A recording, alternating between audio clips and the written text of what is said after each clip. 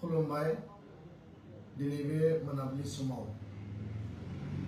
दुलाराय बर' फरायसा आफादनि मावखुलिनि गेजेर बे जायगायाव जिरायनानै गासै दुलाराय बर' फरायसा आफादनि जोंनि मावथि बिबानगिरि जोंनि दालाय आफाद दखरा आफाद जिल्ला आफाद जोंनि मिरु आफाद लोगोसेनो दुलाराय बर' फरायसा आफादनि जोंनि इउनिभार्सिटी आरो कलेज इउनिट कमिटि जोंनि स्टेट कमिटि गासै जोंनि 10,000निबो बारा मावथि बिबानगिरिनिसिम आंनि फेयारवेल मेसेजखौ आङो होनो नागिरदों। जों बयबो मिथिगौ थांनाय फेब्रुवारि दाननि 5, 6, 7 बे सानथामनि डेलिगेट कन्वेन्सनाव जे टंला कलेजाव खुंनाय बे कन्वेन्सननि गेजेरजों दुलाराय बर' फरायसा आफादनि जि सेन्ट्रेल वर्किं कमिटि बे CWC सिम आं गांसे आर'जलाइ गथायदोंमोन आरो थ्र' एबसुनि स्पिकारनि गेजेरजों आं बे आर'जलाइखौ गथायदोंमोन जे दुलाराय बर' फरायसा आफादाव गोलाव सम हाबा मावनायनि उनाव आङो आजिरा लानायनि खोथाखौ गेबेङै आं हाउसआव फोरमायदोंमोन जोंनि थान्दै लोगो बिथांमोननिसिम आरो बे आंनि आर'जलाइनि सायाव CWCआ मिरु आफादा नायबिजिरनानै गाबोनो 13 मार्च खालि दुलाराय बर' फरायसा आफादनि CWC मेलनि गेजेरजों आंनि आर'जलाइखौ गनायथि होनायजों लोगोसे आंखौ बिदाय होनायनि थाखाय बिथांमोना जे थांखि आजावदों आरो बे मोनाबिलि समाव दुलाराय बर' फरायसा आफादनि आफादगिरि महरै दासिम आंनि जोबथा मेसेजआ बेनो जे जाय बिथांमोना दुलाराय बर' फरायसा आफादाव गोलाव सम खामानि मावनायाव एखे परियाल एखे सोमोन्दो बिदा फंबायनि सोमोन्दो जातीयताबाद जाति सत्तानि थाखाय जोङो बड'फानि आदर्श सान्थौ सानस्रिजों लिभ एन्ड लेट लिभनि सान्थौ सानस्रिजों आरो बड' अफ द वर्ल्ड इउनाइट खौसेथिनि मोन्थोरजों जों जेरैबायदि एखे परियाल बायदि हाबा मावबाय आरो दिनै हाबा मावै मावै जोङो बर' हारिखौ बे आथालाव लाबोनो हाबाय। बेखायनो आंनि दुलाराय बर' फरायसा आफादनि बे लामा हान्थिनायाव खौसेयै गोख्रोङै बयबो मदद होबोनायनि थाखाय आं दुलाराय बर' फरायसा आफादनि साफ्रोमबो मावथि बिबानगिरि आरो बे आफादनि साफ्रोमबो दैदेनगिरिनिसिम आङो गोसो गोरबोनिफ्राय खुलुमनाय आरो आंनि हामलायनाय आंनि ग्रेटिटिउडखौ आङो गिबियावनो जासिबाय। बर' माहारिया जेब्लायबो दैदेनगिरिफोरखौ गेबेङै मान होबोदों आरो दैदेनगिरिफोरखौ जोथोन लाबोदों रैखाथि होबोदों आरो बेखायनो बर' माहारियाव दैदेनगिरिफोरा मावथिफोरा सोमावसारनायनि गेजेरजों आरो गुबुन गुबुन थासारियाव हारिनि स्वार्थनि थाखाय गावखौ बाउसोमबोदों आरो जातीय स्वार्थनि थाखाय जातीय स्वाभिमाननि थाखाय आलादा रायजो बदलनि थाखाय गावनि जिउखौबो बाउसोमनो थाखाय मालाबाबो बिथांमोना गोजानाव थाबोआखै। दा बेखायनो बर' आइ आफा रायजो राजाया जि मान मर्यादा जि सन्मान दुलाराय बर' फरायसा आफादाव हाबा मावनो थाखाय जेरैबायदि आंखौ स्कप होबाय आरो बे गासैबो नोंथांमोननि अननाय नोंथांमोननि आंनि फारसे जि मान बे गासैनिबो थाखाय आङो दुलाराय बर' फरायसा आफादनि परियालनोथ' आं धन्यबाद बावबाय आरो रायजो राजा वेल विजार बयबो आफाद गौथुम नोंथांमोननिसिम आंनि गोसो गोरबोनि हामलायनायखौ गोसो गोरबोनि आंनि जि ग्रेटिटिउडखौ आङो जासिहरबाय। थांनाय गोलाव सम प्राय 25 बोसोर दुलाराय बर' फरायसा आफादाव आं हाबा मावबाय आरो दिनै फैयै फैयै मोनसे सम खोन्दो आरो मोनसे बैसो राफोद बे थासारियाव आंबो आवगायनानै बे सिमायाव सफैबाय। दा बेखायनो मानगोनां गेदेमा रायजो राजा नोंथांमोन आरो जोंनि दुलाराय बर' फरायसा आफादनि मेंनो रोङै रिभलिउसनारि जोंनि एक्टिभिस्ट वार्कार्स बिबानगिरि मावथि लोगो नोंथांमोन 25 इयार्स जे आंनि दुलाराय बर' फरायसा आफादाव प्राय सिलभार जुबिलिनि मोनसे टाइम बे गोलाव जार्नियाव गिबियाव आङो दुलाराय बर' फरायसा आफादनि गुवाहाटी जिल्ला कमिटियाव आङो हाबा मावनो खाबु मोनदोंमोन जेला आं गुवाहाटी मुलुगसोलोंसालियाव फरायो आरो बिनि उनाव गुवाहाटी मुलुगसोलोंसालिनि बड' स्टुडेन्ट लिटारेरि ससाइटियावबो आङो हाबा मावनो थाखाय खाबु मोनदों। नाथाय बिनि सिगांनो आं जेला हाई स्कुलाव दङमोन, जेला एमइ स्कुलाव दङमोन आरो कलेजाव दङमोन, बै समाव बड'फानि जे आलादा रायजोनि जे आन्दलन, बे सोमावसारनाय, बे सोमावसारनायावबो बड'स अफ द वर्ल्ड इउनाइट, इउनिटि थ्रु स्ट्रागल आरो जोंनि मोन्थाइ, जोंनि जि दाबि बा आलादा रायजोनि जिखिनि आन्दलनाव स्ल'गान होनानै आङो बाहागो लानो मोन्दोंमोन। आरो जातीय सेन्टिमेन्ट, जातीयताबादि सिन्ता, जातीय जि सत्ता धाराखौ लानानै दुलाराय बर' फरायसा आफादाव गोसो बजबनानै निष्ठाबान सासे मेंनो रोङै, सासे मावथि हिसाबै, सासे मेंनो रोङै सासे कर्मी हिसाबै आङो जेब्लायबो हाबा मावबोदों आरो दैदेनगिरिफोरखौ मान मर्यादा सिबिबोनायनि थाखाय आं हाबा मावबोदोंमोन। दा फैयै फैयै 2005 मायथाइयाव गुवाहाटी मुलुगसोलोंसालियाव फरायखांनायनि उनाव मास्टार डिग्री खालायखांनायनि उनाव आङो गिबि खेबाव मुसलपुराव दुलाराय बर' फरायसा आफादनि सोलोंथाइ नेहाथारनि बिबानखौ आं मोनदों। आरो आंनि बे गिलिर बिबानखौ बै समाव होनाय जादोंमोन, जुदिव आं बै समाव गासैबो बिथिंजों आं रोंखा राखा नङामोन। बेनि उनाव बिबान मोननायनि लोगो लोगोनो सोलोंथाइ नेहाथारनि दायित्वखौ लानानै सारा आसामाव बर' मिडियामनि सोलोंथाइखौ जौगाहोनांगौ, जोंनि क्वालिटि इडुकेसन लाबोनांगौनि थाखाय यार अफ इडुकेसन 2006 आरो 2007 निफ्राय मिशन क्वालिटि इडुकेसन बिमुं होनानै सारा आसाम नाङै 2300 किल'मिटार साइकेल सालायनो जोङो मोनसे जात्रा खालामदोंमोन आरो मोनसे जाफुंसार इडुकेसननि जि मबिलाइजेसनखौ जोङो खालामनो थाखाय बै समाव जथेस्थ नाजादोंमोन आरो जायनि थाखाय मोनसे परिवर्तन, मोनसे चेन्ज बर' मिडियामनि मोनसे एवारनेस बे जावरिखांनायाबो फैदोंमोन। मानगोनां रायजो राजा नोंथांमोन, मावथि लोगो नोंथांमोन, 2005 मायथाइनिफ्राय 2009 मायथाइसिम आङो मिरु आफादाव सोलोंथाइ नेहाथारि हिसाबै खामानि मावनो थाखाय आं खाबु मोनदों। आरो 2009 मायथाइयाव आङो दुलाराय बर' फरायसा आफादनि मिरु आफादनिफ्राय आङो बिबान लाथ'वाबासिनो आङो जिल्लासिम गिदिंफिनदोंमोन। नाथाय बयबो जर जबस्तियै खावलायनानै उदालगुरि जिल्ला कमिटि दुलाराय बर' फरायसा आफादनि बै समाव आफादगिरिनि बिबानखौ आंनो रुजुननानै होदोंमोन। आरो जायनि थाखाय बे बिबान लाखांनायनि उनावनो 2008-9 दरं उदालगुरि जि कनफ्लिक्ट जादोंमोन, बे कनफ्लिक्टखौ रिजल्भ खालामनायनि थाखाय, शान्ति लाबोफिननायनि थाखाय जथेस्थ गोब्राब थासारियाव प्रशासन आरो सरकार आरो रायजो राजानि गेजेराव थांनानै खामानि मावनो गोनां जादोंमोन। फैयै फैयै दुलाराय बर' फरायसा आफादनि उदालगुरि जिल्लानि आफादगिरिनि उनाव बोसोनगिरि आरो 2015 सनाव दुलाराय बर' फरायसा आफादनि लोगो आफादगिरि हिसाबै आं खामानि मावनो थाखाय खाबु मोनदों। 2015 मायथाइनिफ्राय 2020 मायथाइसिम लोगो आफादगिरि आरो 2020 बर' एकर्डआव जि बर' पिस एकर्ड बिटिआर एग्रिमेन्ट, बे एग्रिमेन्टआव थाफानानै बर' गोजोन गोरोबथाखौ जाफुंसार महर होनायनि थाखाय बयबो आफादफोरजों दुलाराय बर' फरायसा आफाद, बै समनि एनडिएफबि आफाद, मोनब्रै फेक्सन इउबिपिअजों ज' खामानि मावनानै सुक्ति खालामनायनि बे पर्यायखौ गावनि मेगनजों आरो गावनि आखाइजों जों ज' हाबा मावनो थाखाय स्कप मोनदों। 2020 मायथाइयाव जेला एकर्डआ जाबाय, एकर्डनि उनाव दुलाराय बर' फरायसा आफादनि आफादगिरि महरै आंखौ बिबान होदों। आरो 2020 नि उनाव दिनै 2026 3 टार्म्स दुलाराय बर' फरायसा आफादनि आफादगिरि महरै आं खामानि मावबाय। नाथाय जोंनि समखोन्दोआ 2027 सिम दङमोन, किन्तु नैबे समाव इन्टारमिडियेट आङो एग्जिट जानो थाखाय बा आजिरा लानो थाखाय, रिटायारमेन्ट लानो थाखाय आंनि जि आर'जलाइमोन, बे आर'जलाइखौ गोबां बिसार बिबेचना खालामनानै दिनै दुलाराय बर' फरायसा आफादा गनायथि होदों।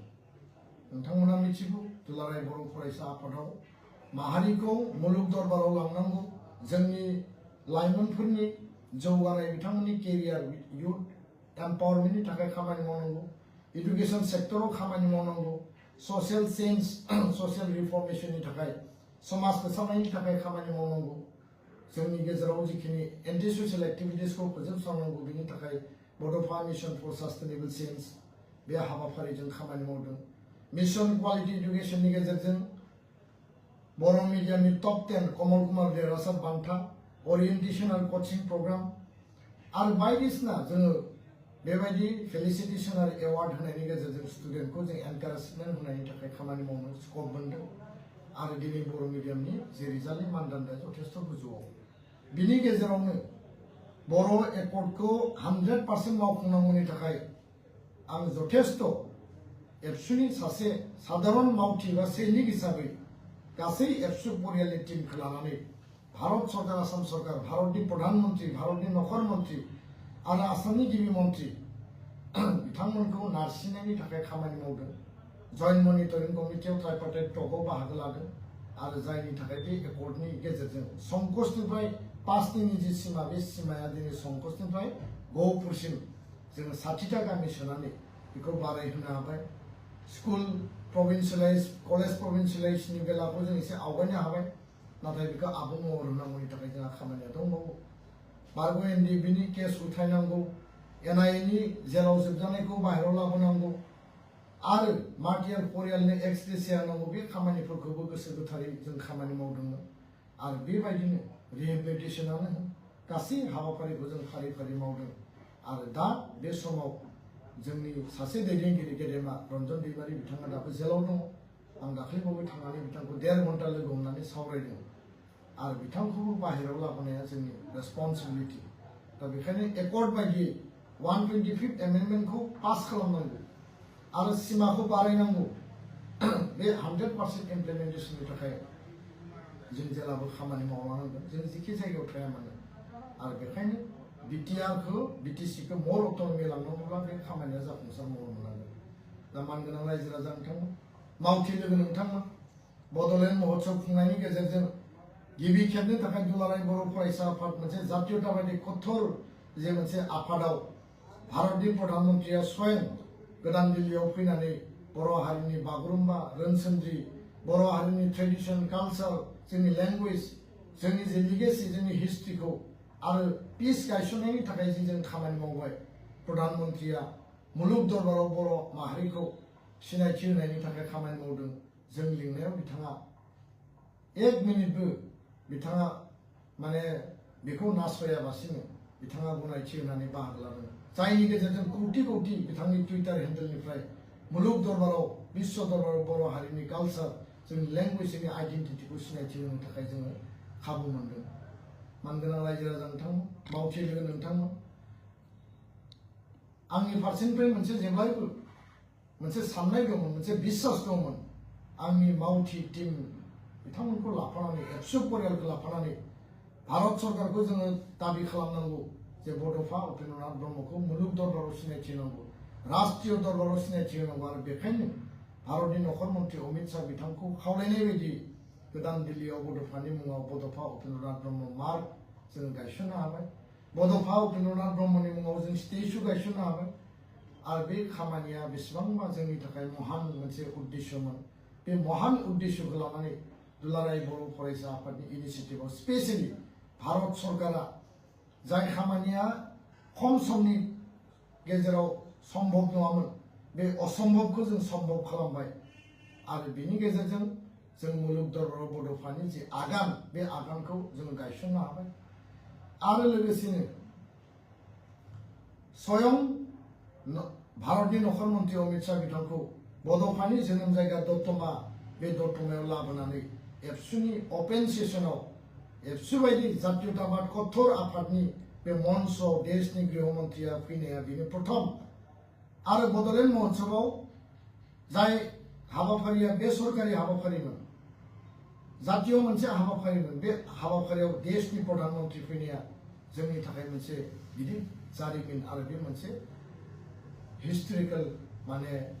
मोनसे स्टेप होननानै आं बुंनो सानो दा बेखायनो मानगोनां रायजो राजा नोंथांमोन बर' हारिनि थाखाय आं गोसो होसारनानै खामानि मावदों थै-थां खामानि मावदों आरो मालाबाबो हारिनि खामानियाव मेंनाय बानाय आं मालाबाबो थाबोआखै GI टेग थिसननांगौनि थाखाय बै समनि सरकारजों थाफानानै थुनलाइ आफाद हारिमु आफाद जों ज' एबसुआ खामानि मावदों 21 आइटेमाव जों दिनै बर'नि गाननाय जोमनाय बर'नि जानाय लोंनाय बर'नि जिखिनि दामनाय देनाय आगजु बेखौ जोङो 21 आइटेम खेबसेनो जों GI टेग मोननो हादों। दाख्लैबावै 10,000 मोसाखावरिया बागुरुम्बा दोहौ मोसादों। बे प्रिपारेसना दुलाराय बर' हारिमु आफादनिमोन, बर' थुनलाइ आफादनिमोन, एबसुनिमोन।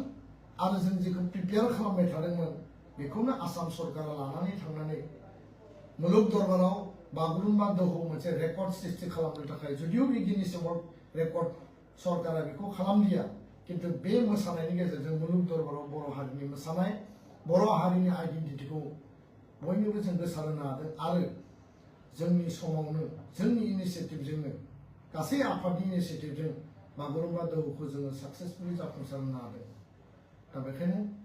आङो बे खोथाखौल' फोरमायनो नागिरो। दिनै आङो दुलाराय बर' फरायसा आफादाव गोलाव सम हाबा मावनायनिफ्राय 25टा बोसोर खामानि मावबाय। बिनि गेजेरावनो आङो माखासे some post graduate teacher PGT teacher English साबजेक्टनि टिचार हिसाबै आं खामानि मावनो स्कप मोनदोंमोन। नाथाय जातीय स्वार्थनि थाखाय जातिनि हाबा मावनायाव जाहाथे जेंना दाफैथों बे गासैबो खोथाखौ साननानै आं बेखौ रिजाइन होदों। आरो दिनै आङो जातिनि थाखाय हारिनि थाखाय गावनि साख्रिखौ रिजाइन होनानै जातीय स्वार्थआव आङो सेक्रिफाइस आङो बेखिनिखौ खालामनानैबाबो हारिनि गेरेमसा माहारि दानाय बड'फानि आदर्शखौ लानानै थांनायाव आं जेब्लाबो हाबा मावबोदों। बेयाव आंहा एसेबो माने गोसोआव बेबायदि आघात गैया। आङो माहारिनि थाखाय जिकुनु बिनिमय जिकुनु पर्यायाव आं खामानि मावलांगोन। नोंथांमोना मिथिगौ आं जोबोद गोब्राब आरो गोरिब न'खरनिफ्राय आं फैनाय। जाय समाव आं जोनोम जादों बिनि जोनोमनि उनाव आंनि परियाला आंनि आइ आफाया आंखौ जोथोन लानानै जथेस्थ' फेदेरनो नाजादों। किन्तु गोरिब गुन्द्रानि थाखाय जोङो मालाबा बोथिसे मोनजायो, मालाबा जोङो रसा नांनानै थायो। आरो मोनाबिलियाव जोङो आइ आफाया जोङो गोबाब माखासे थासारिखौ जों बारबोनांदों। उन्दै समाव न'खरखौ दैदेननो गावनि जिउखौ दैदेननो थाखाय स्कुलाव थांनायनि अनगायैबो प्रत्येक रबिबाराव मैसो गारियाव गाखोनानै फुंनि 3टा बाजियाव आफाया जेला माइखौ जाबनानै गामिनि माइखौ खांथिंनानै बाजाराव फाननानै बिनि भाराखौ गथायो, बे हाबाफारियाव आङो आफाजों लोगोसे खामानि मावबोनो बै समनि जि गोब्राब थासारिखौ अभारकाम खालामनो थाखाय खाथियाव नुबोदों आरो नाजाबोदों। दा बेखायनो बे गोलाव समा दिनै फैयै दिनै परिबेस परिस्थितिया सोलायबाय। आन्दलननि समाव गोबां जायगायाव खारनांदों, थाखोमानांदों, सोमावसारनायाव बाहागो लानांदों, मेल मिटिं खोनासंहैनांदों। आरो दुलाराय बर' फरायसा आफादनि बड'फानि बे आलादा रायजोनि आन्दलनखौ जाफुंसार होनो थाखाय जेब्लाबो नारा-नाथा नाजाबोदों आरो बाहागो लाबोदों। NDBनि आन्दलन, BLTनि आन्दलन खाथियाव नुबोदों। आरो बे आन्दलननि गेजेरावनो बै समनि जे दावराव दावसि मोनसे हाथायाव बम ब्लास्ट जानायनि बे थासारियाव आंनि मेगनावनो सिख'नानै लानानै आंनि माने आंकोलखौ जेलाव पुलिसा लानानै थांदों। बेबायदि थासारिखौ नुबोनायनि उनाव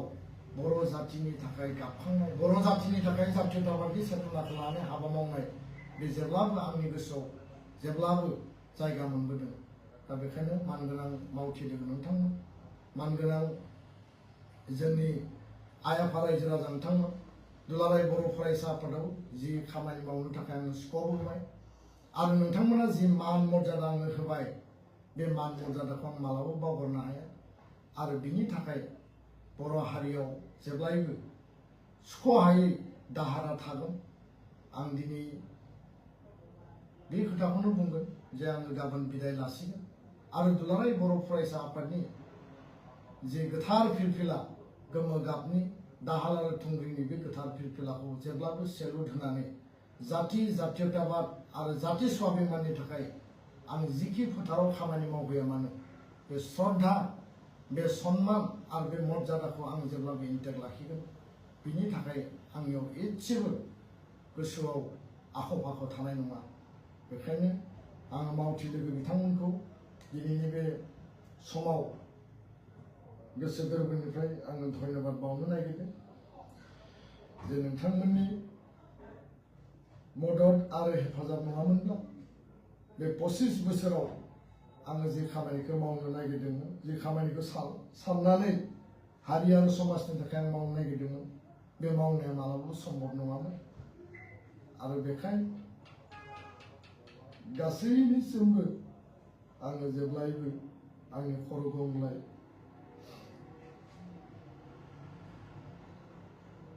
मान मर्यादा आरो सन्मानखौ आङो जासिगोन नोंथांमोननि न'खरनिनो आं सासे आरो बे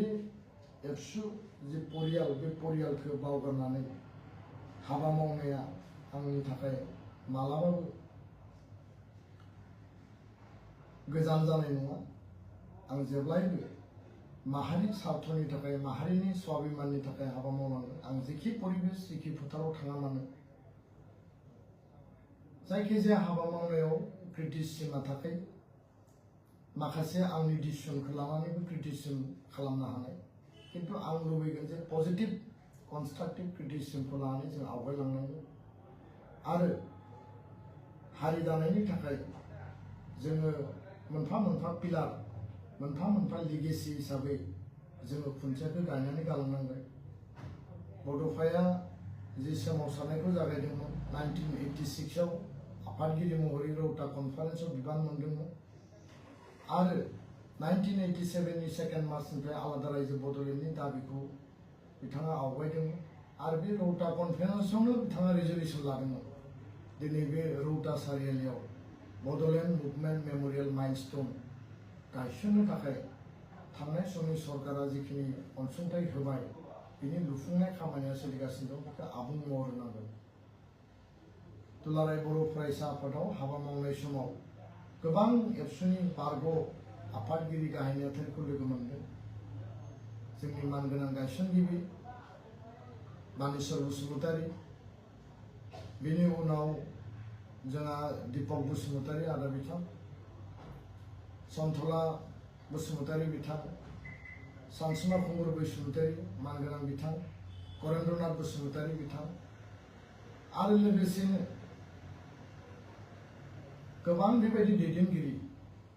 उरखाव गोरा ब्रह्म रोनगोरा नार्जारी प्रमद बर' रबिराम नार्जारी बे आफादगिरि बिथांमोनखौ लोगो मोननाया थारैनो आंनि थाखाय आंनि जिउआव मोनसे गिदिर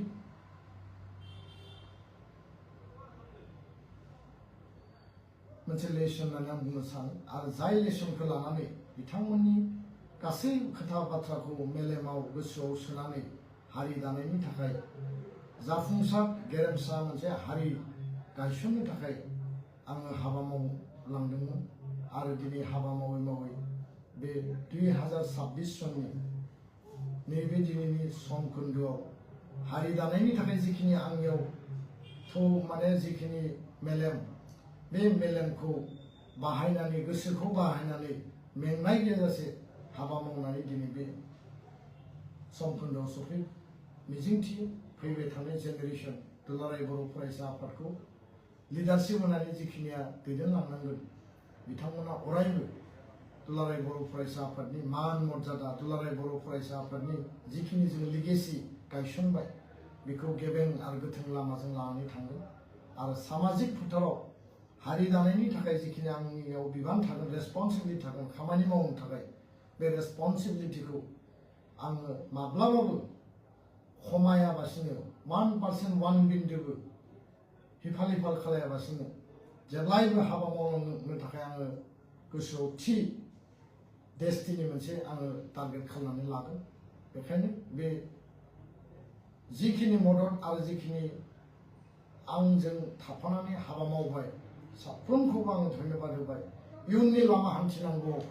दुलाराय बर' फरायसा आफादजों आंनि जि सोमोन्दो बे जेब्लायबो मोनसे गुडविल आरो एबसुनि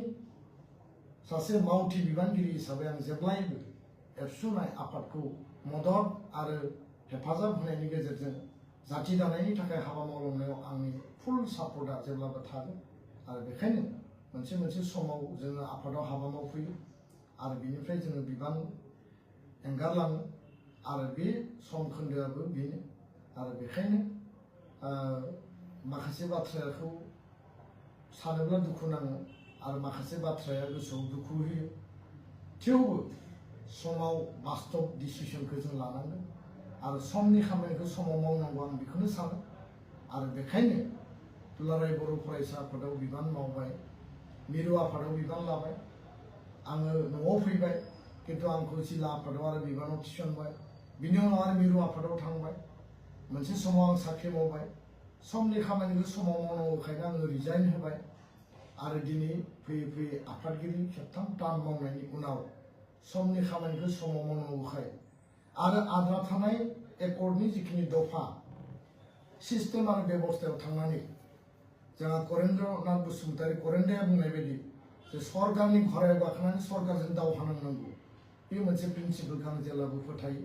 बेखायनो एबसुआव गणतान्त्रिक भाबै दाबि डिसकासन आन्दोलन लबिनि गेजेरजों जिखिनि जों मावनो हाबाय आद्रा थानाय जिखिनि खामानि दङ सिमा बारायनांगौ 125 एमेन्डमेन्टनि गेजेरजों 60टा समस्ति खालामनांगौ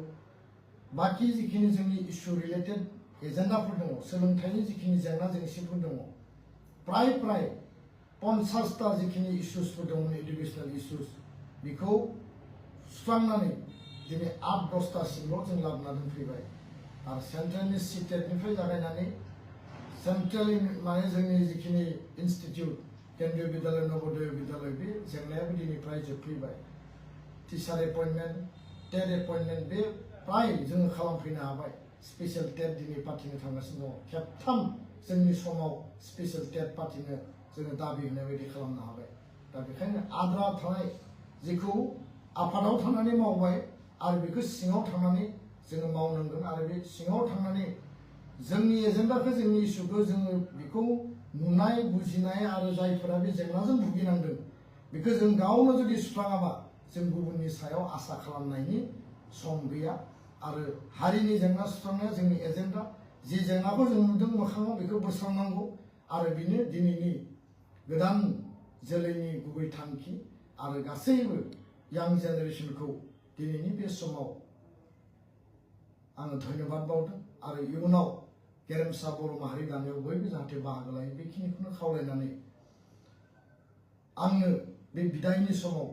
गोसो गोरबोजों गोहो सक्ति अनसायनाय हामलायनाय आरो ब्लेसिंखौ हरो आरो गोदान जि मोनसे जात्रा जि जात्रायानोखि हारि दानायनि थाखायनो जागोन हारिनि स्वार्थनि थाखायनो जागोन एकर्ड इमप्लिमेन्टेसननि थाखायनो जागोन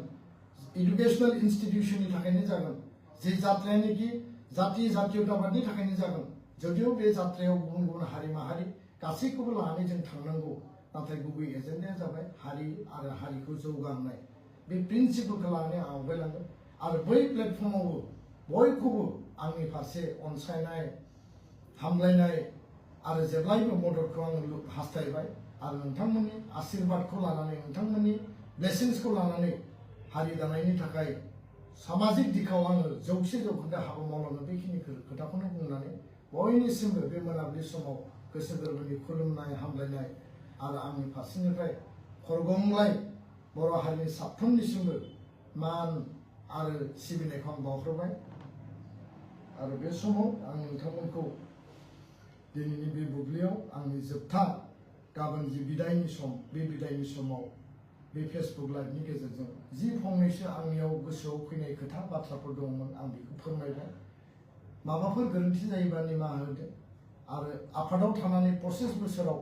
मायबा जुदि बेबायदि थासारियाव सोरबाया दुखु मोनदोंब्ला बेखौबो निमाहा होदो आरो इयुन लामाखौ आं हान्थिलांनो थाखाय आफा इसोरनि खाथियाव आर'ज गाबनानै